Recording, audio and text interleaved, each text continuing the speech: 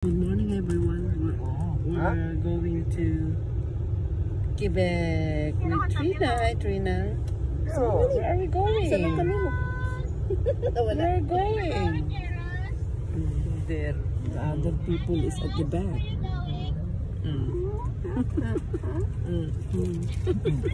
It's at the back.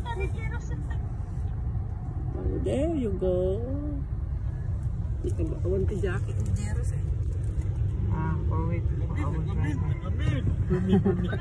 Nilagay ko doon sa ano. Hello mga amigas. Lakwat siya tayo. Hindi ko mahanap yung inhaler ko. Hala, dapat may inhaler si Saddam. Time. So ayan mga amigas, amigos, on the way na kami papuntang Quebec City, maglamyerda. Ayan, madilim pa kasi hating gabi kami umalis ng bahay. Kaya lahat inaantok pa, lalo itong mga bata. Ayan, this time malapit na kami guys sa Quebec, sa aming destination. So ayan mga amiga, samahan niyo kami. Oh, and finally, good morning Quebec! Andito na kami pero hindi niyo nakikita sa labas kasi mahamog po yung ating salamin dahil sa sobrang lamig. So ayan, pinunasan ko para makita niyo yung labas. Negative 19 po dito sa Quebec, kaya ganyan po kalamig. Ayan po. It's around 7 o'clock in the morning, mga mamshi, mga amigas. Kaya, yan no, sumisikat parang yung haring araw. Nakikita nyo naman. Yan, hindi na kailangang sabihin pa. Nakikita nyo naman, ayan mga mamshi, yung beauty ng haring araw. Ayan, napasikat pa lang. Ayan, so on our way sa malapit na kami sa, syempre kakain muna tayo for breakfast mga mamshi. Kaya ayan, nilalakbay muna namin yung tulay, yung bridge from Montreal to Quebec City. Ayan. Ayan, nakikita nyo mga mamshi, yung view. Ayan o. Yan yung bridge, napakahaba mga mamshi. At yung both side po yan is lake, frozen lake po yung kabilaan po ng tulay. Yan. Kung natatanaw nyo mga mamshi, kung malakas ang inyong pangtingin. So ayan, nandito na tayo sa B&F restaurant for breakfast. At syempre, nagkataon na birthday ni Rosie. So dito na namin i-celebrate yung kanyang 8th birthday. Ayan. So mag-breakfast muna tayo at mag-order mga mamshi. Ayan. Yung mga in-order pala namin. Di namin alam kung masarap o hindi. Pero ang in-order ko is just simple bread. Pero hindi ko akalain na ang dami pala yung serving nila mga mamshi. Ayan. Ayan si Rosie. O kakaway-kaway. Gutom na daw siya. O sinisinyas niya yung kanyang tummy. Sa bandan yan, kinakausap niya yung staff in French. Kasi dito mga mamshi, halos lahat nakasulat is in French. Kaya yung mga nandito, gustong magtrabaho dito, kailang mag-aral ka muna ng French dahil hindi ka ma-employ kung hindi ka marunong mag-French. Kaya you have to study French first, mga mamshi. So yung mga yung mga nandito na work permit pa lang, hindi sila ma-PPR mga mamshi, hindi ma-approve kung hindi ka marunong ng French. Kaya yung mga Pilipino dito na tumatagal or other nationality, kailangan mag-aral muna ng French. Yan. So hindi katulad sa Toronto na marami ang na PPR kasi doon lang ang English speaking ang mga tao. Dito, more on French, mga mamshi. Ayan. So, ayan. Ang tagal daw yung aming order. Gutom na daw sila. Datong mga bata. Alam nyo naman, pag kumain kasi ang mga bata, pag oras ng kainan, hindi kumakain ng madami.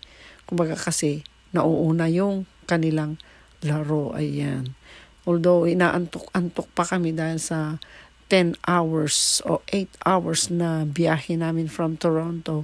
Yan, ginutom at syempre pagod sa biyahe. Ikaw ba naman yung 8 hours na nakaupo sa loob ng sasakyan? So ayan, malapit na dumating yung ating order. Kumakanta din dyan pala si Trina ng Happy Birthday Ate. So ayan, kumakanta siya dyan ng Happy Birthday Ate. Ayan, kumakanta siya dyan. Kinakanta niya yung kanyang ate. Ayan, napakabibo po ni Trina, mga mamshi. Ayan. Ayan, no? Ang kulit-kulit na, Diyos ko, Lord. Ayan, bibo siya. Yung feeling na matanda na siya, na marunong na siya. Ayan. Na kung minsan ginagawa na niya, kaya hindi mo pa sinasabi. At saka madaldal na rin, mga mamshi. Ayan din. Nagta-translate siya ng French to English kasi nga yung mga nandyan na nakasulat sa menu hindi namin mabasa because it's in French. Kaya tinuturo na lang namin. Yan, mga mamshi. At saka yung ibang order, kung makita mo na lang hanggang sa tingin. And then, yun na lang sasabihin mo doon sa kanilang staff. O yan. But some of the staff also know how to speak and understand English, of course. But more on French. Yan, mga mamshi. So, ayan mga bata, oh. Hindi na mapakali dahil gutom na daw sila. Bakit ang tagal daw ng kanilang mga order? Ayan. Pero excited na, ayan, oh. Nagugutom. Ayan naman si J. Ross na makulit, very sweet, pero iyakin. Kung minsan gusto niya siya yung binibebe, hindi yung kanyang baby sister na si Trina. Ayan, mga mamshi, mga amigas. So, sabayan nyo kami sa aming pag-almusal. Na simple lang naman yung aming mga in-order, mga mamshi, dahil it's breakfast.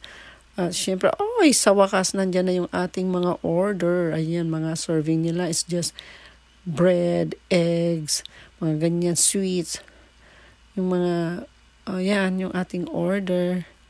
Yan, ang laki-laki palang tinapay, mga mamshi. Yan. Yung desserts. At saka yung bread nila, yung mostly, more on sweets, mga mamshi.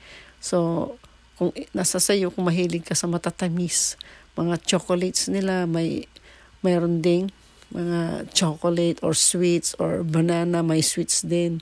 Yan, mga mamshi. At yung iba naman is merong sliced potato, kala mo crotons, and yan, French fries.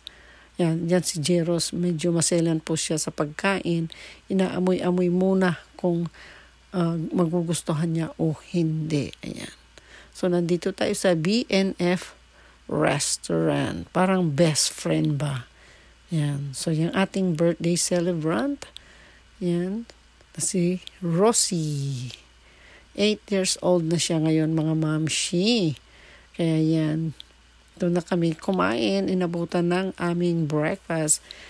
Yan. Then after that, diretso na kami sa water pool, sa indoor pool, mga mamshi. Yan.